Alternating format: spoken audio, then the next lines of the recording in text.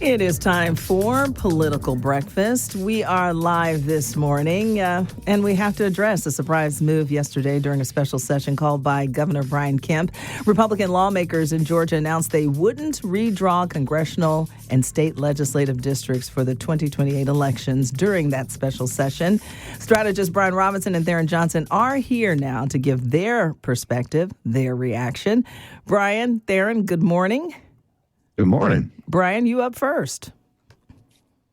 This was a bit of a surprise because one thing we haven't seen throughout much of the two Kemp terms is there being a division that is in the public between legislators and the governor's office, which have been really unified and have governed hand in hand. This is a division between the governor's office and the legislature. The governor re-upped yesterday saying that he disagrees with this decision, thinks that they should go ahead. I think it's the right decision. And what we saw yesterday was that Speaker Pro Tem in the Senate, Larry Walker, and Speaker Burns in the House, they're not on an island. What we saw there on the steps with legislators stacked up behind them is that the legislature is unified. And of course, not just Republicans, Democrats certainly opposed moving forward with this now. The thing is, it is a matter of timing.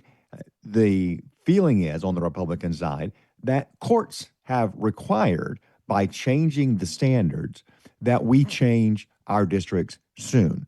It shouldn't be this summer. Let's get through this election and take a new look, maybe in 2027 when the new General Assembly convenes. Tharon, what's your reaction? A lot of pressure was being put on Governor Kemp and Republicans not to do this. What is your reaction? Two words that Brian used there, division and timing, is absolutely true. But let's go back a little bit. B-Rob and I had actually talked about this privately. And, he was on the campaign trail, and I told him that I'd heard from several Republicans that they were very concerned about this redistricting decision by the governor. And it could put a lot of them in jeopardy. And more importantly, it could give Democrats momentum that Republicans did not want them to have right now. But I want to give a huge shout out to all of the Democrats, organizers, people from around the state of Georgia that went to the Capitol yesterday to show the Republican-led leadership that, hey, this is not right, this is not fair, and we're not going to put up with it. And they also saw what happened in places like Tennessee and South Carolina and Florida.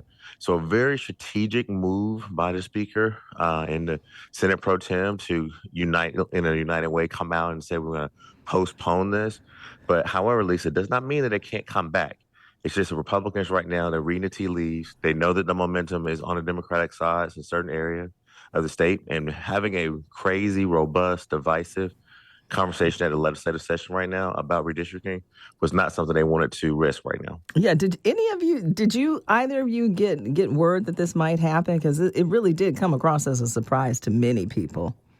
Well, B-Rob can tell you how it officially became about, but he knows that weeks ago, and, he never sometimes always answered me when I asked him a question. But I think when I alerted him that I was hearing concerns from Republicans that this redistricting process could hurt them, it could motivate Democrats, and they didn't think it was necessary. And that division between the governor's office and the speaker, yeah, I heard that. But I don't know if Brian heard more leading up to the decision yesterday. Brian, you want to chime in there? Did you get any word that this might happen yesterday? Well, I am a consultant to some of the parties involved, so yes, yeah. I may have been on some phone calls during the fly around on Monday.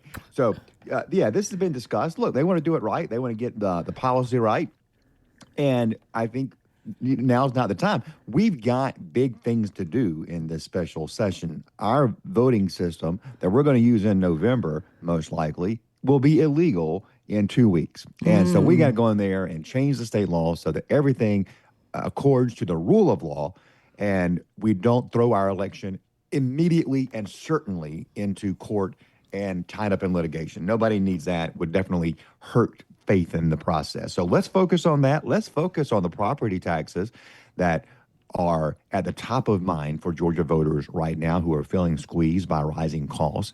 Let's focus on those things. And I think that what that can do is focusing on those two issues. While there is going to be some disagreement, I think this could be something good for Republicans because it shows them getting things done right here in the middle of this election year and addressing concerns that our top priorities for voters. One of those is, ratifying the gas tax suspension that we all benefited from over most of this year. They may take up legislation to extend the gas tax suspension. We don't quite know yet. They didn't address that yesterday. Yeah, so this can go from bad politics to good politics. Yeah, so there's still a lot of work to be done. Let's quickly talk about the runoff election and the results there. Tharon, chime in. Rick Jackson defeated Lieutenant Governor Burt Jones. I know Democrats were watching, particularly Keisha Lance Bottoms' camp. What are your thoughts there? Yeah, first and foremost, congratulations to Rick Jackson and his campaign, and congratulations to you, B-Rob. Now, thank you, buddy. As your candidate said, the SEC championship is over. Now it's a national championship. Right. What I predicted on air on Tuesday was that Democrats would go on the attack right away, and that's what happened. Let's start with Rick Jackson. You saw Keisha Lance Bottoms come out with a campaign ad, digital, talking about what she wants to do for Georgia, kind of positive about affordability, think different policy agenda items that she wants to push. But she also started labeling Rick Jackson as a MAGA billionaire. You heard Democrats, and you heard it from the Burt Jones campaign, say that, he bought, quote unquote, bought the election. Now, I took issue with that a little bit. He clearly spent over $120 million, but he ran a campaign that ultimately led him to winning.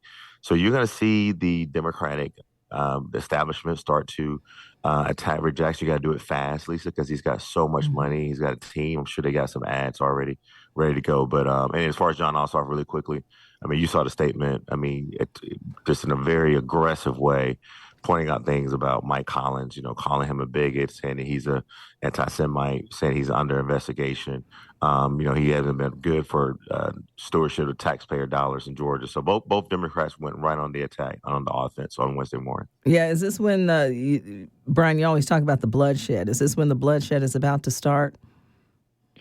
Well, the one series of bloodshed just ended, and look, I think Democrats, Republicans alike prefer the battle against your ideological opposites or your ideological opponents, as opposed to the internecine fighting with your own party, where you agree on most issues, and so it becomes more personal in the attacks to show the divide between the two for the voters.